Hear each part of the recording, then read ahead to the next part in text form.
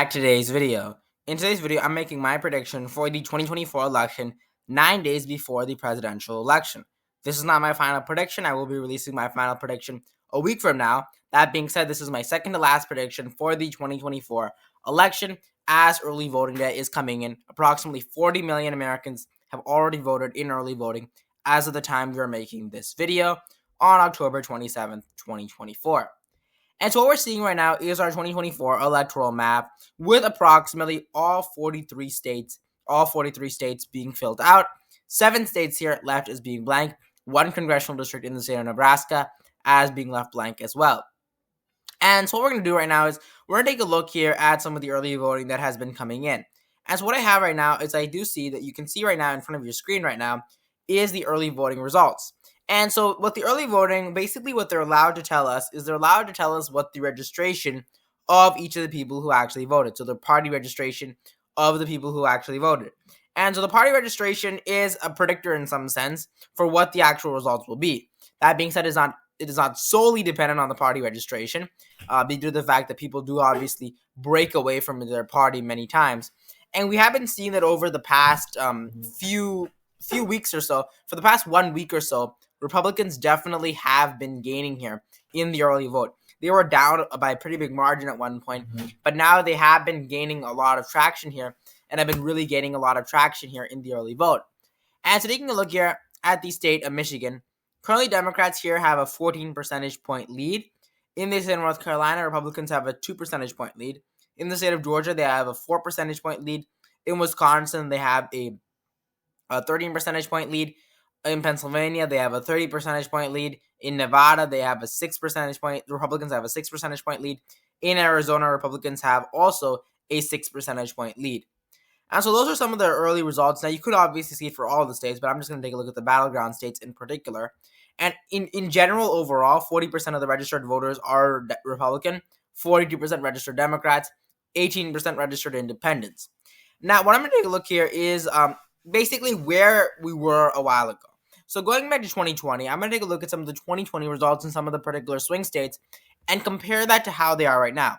Now, what you see in front of your screen right now is basically a graph here of basically how the early voting data was split out.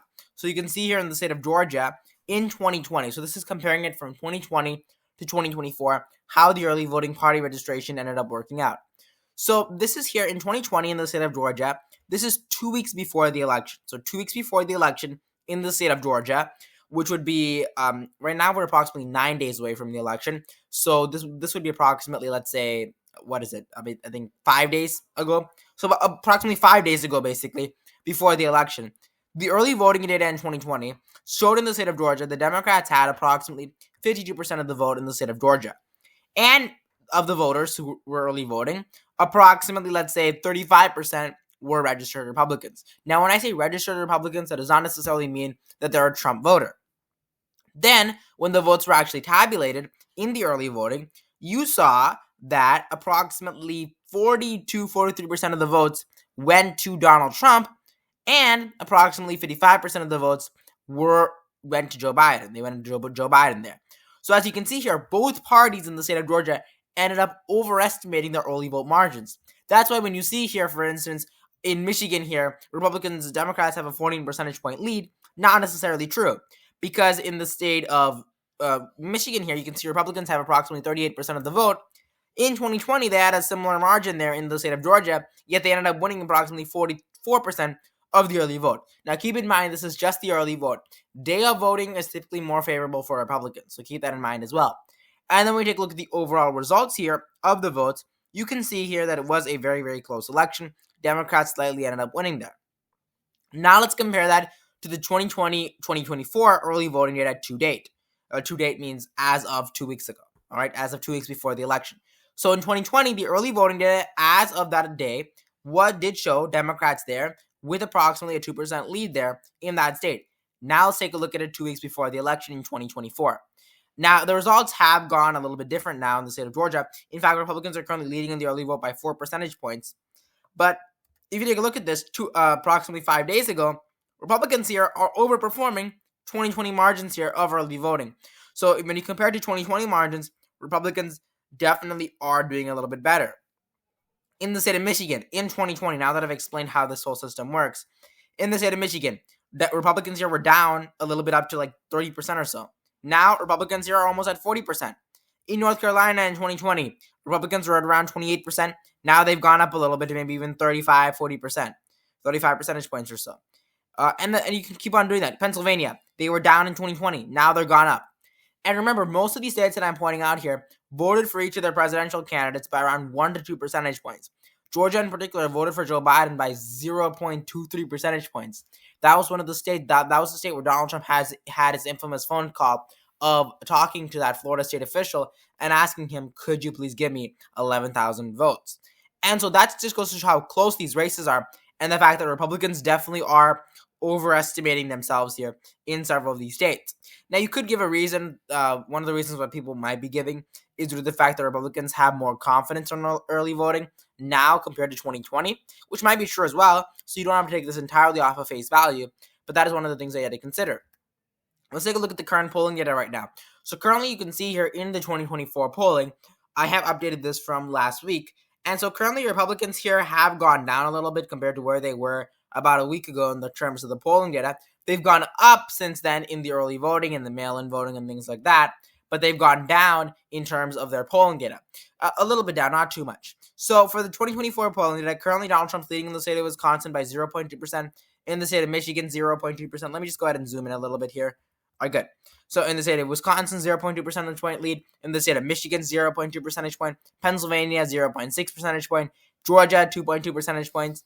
Arizona, 1.5 percentage point lead. Nevada, 0.7 percentage points.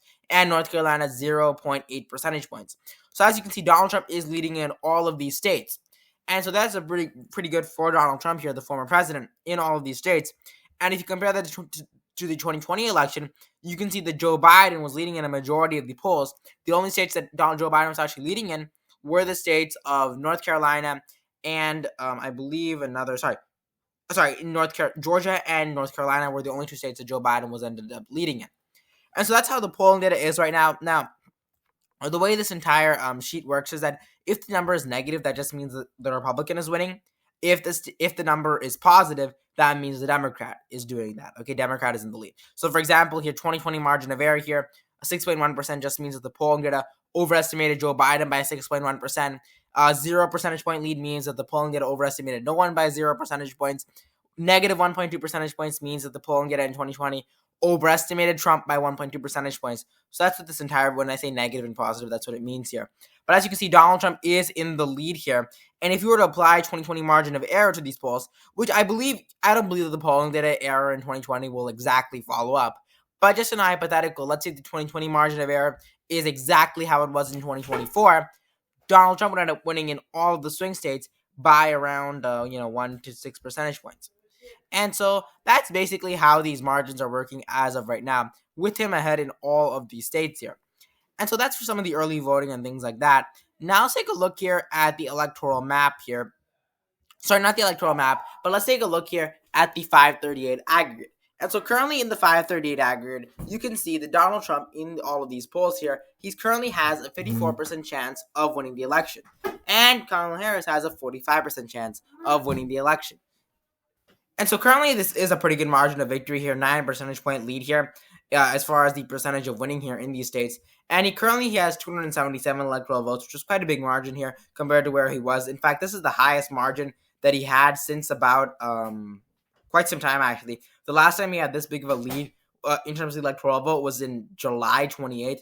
So this is quite a big margin for him here. In the popular vote currently, he's projected to be very close in the popular vote. He's projected to be behind of Kamala Harris by 1.6 percentage points. 1.6 percentage point. And the win probability as well is pretty high for him as well. So that's pretty good for him. Overall, he's doing pretty good here in these polls. He's doing pretty good in all of these polls here. And so with that being said, I'm going to go ahead and fill out this electoral map, putting all this data into consideration with regards to how exactly we're overestimating and underestimating each of these particular candidates. And so what I'm going to go ahead and do is give him the state of Arizona in the lean margin, the state of Georgia as well here in the lean margin, and also the state of North Carolina in the tilt margin, the state of Nevada in the tilt margin, the state of Wisconsin as well in the tilt margin, the state of Michigan in the tilt margin, and the state of Pennsylvania as well in the tilt margin. And so what I'm going to do for that is that this will be my prediction as of right now here. We'll skip Nebraska 2nd Congressional District. But as of right now, you can see here, the Donald Trump here at 312 electoral votes, and Kamala Harris and Tim Walz at 225 electoral votes. And so this is my prediction as of right now. We are approximately 9 days away from the election, guys. Make sure you hit the subscribe button down below and like the video for more content just like this. And I'll see you in the next video.